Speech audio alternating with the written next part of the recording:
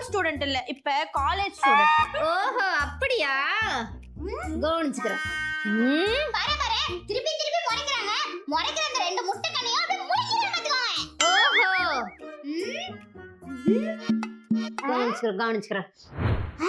அப்பாடா, இனிமேட்டு உங்களோட தொல்லை இல்லாம நிம்மதியா சாப்பிடுவேன், நிம்மதியா தூங்குவேன், சந்தோஷமா இருப்பேன். ஆமா, நான் நிம்மதியா சாப்பிடுவேன், நிம்மதியா தூங்குவேன். நீ எப்படி நிம்மதியா சாப்பிடுவ, நிம்மதியா தூங்குவ? ஏன் இருக்க முடியாது?